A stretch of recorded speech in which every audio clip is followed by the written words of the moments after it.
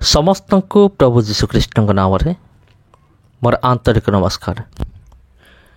प्रिय भाई एवं भौणी माने वीडियो को आग को नवा पूर्वर गोटे विषय मुझे कहवाई चाहूँगी। वर्तमान आपण जो वीडियो देखुंत ये कौन सी प्रकार क्लिक बैट वीडियो नुहे।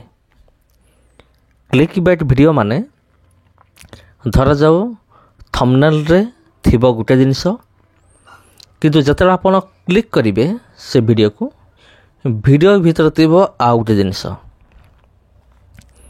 माने ऊपर थिबो गोटे एवं जतरा आपण क्लिक करिवे थिबो आ गोटे एई भली वीडियो को कहा जाए क्लिक बैट वीडियो।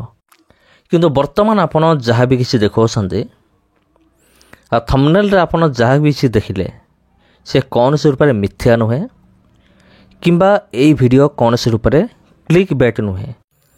आपण हुए तो गोटे सप्ताह पूर्वर गोटे वीडियो देखिथिबे माने जोठी संबित आउ जन व्यक्ति अछन से माने कोन करूचंती कथावार्ता होउचंती जे भारत रे बा ओडिसा रे कि भली मिशनरी माने कार्य करूचंती।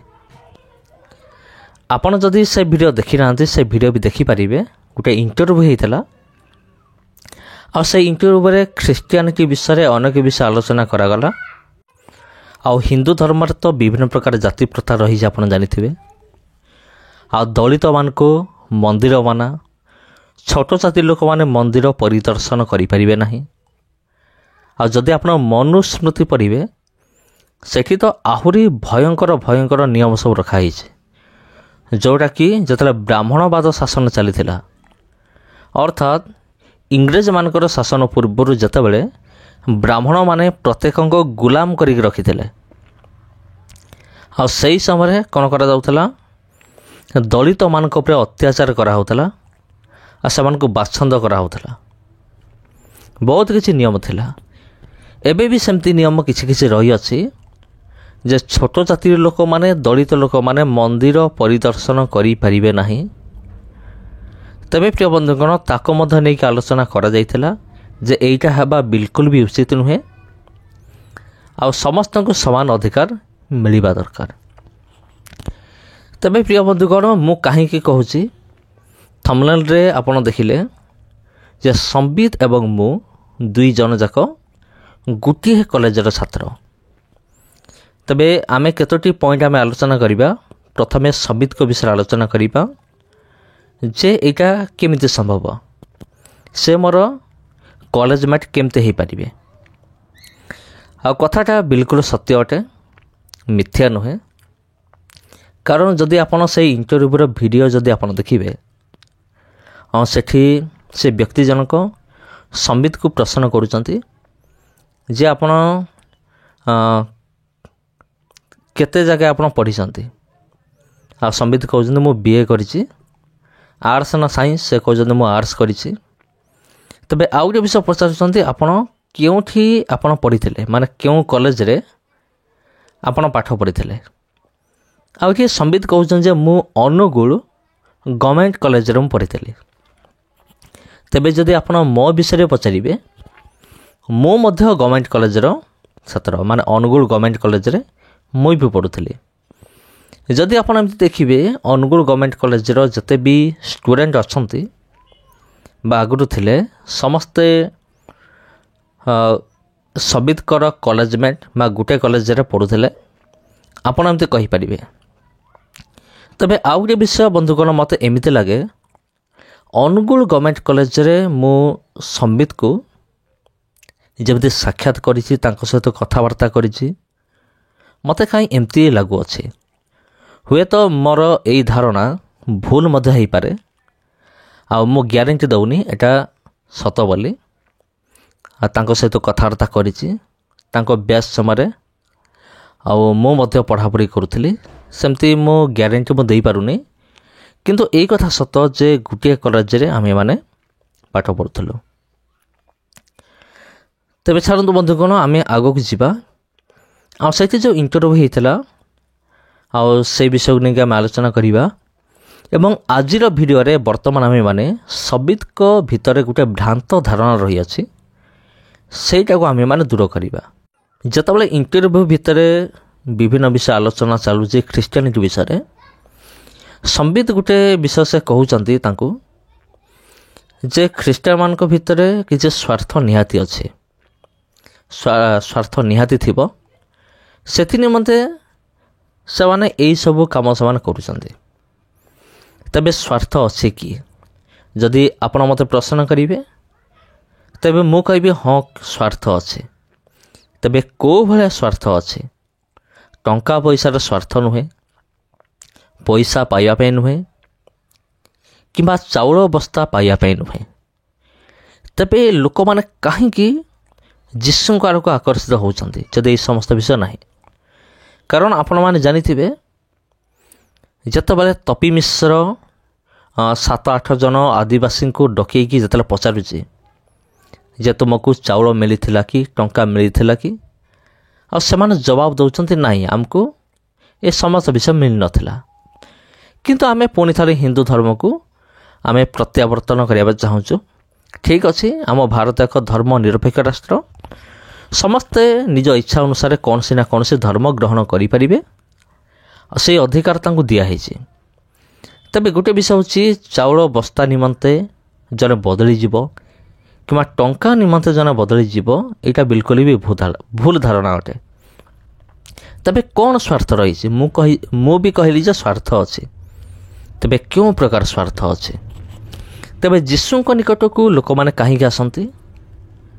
ଟିକେ ଶାନ୍ତି ପାଇବା ନିମନ୍ତେ, ଶାନ୍ତିରେ ରହିବା ନିମନ୍ତେ। କାରଣ ଏ ଜଗତରେ ଦୁଇ ପ୍ରକାର ଶାନ୍ତି ଅଛି। ଗୋଟେ ହେଉଛି ଜଗତ ଦେଉଥିବା ଶାନ୍ତି, ଆଉ ଗୋଟେ ଶାନ୍ତି ହେଉଛି କ'ଣ?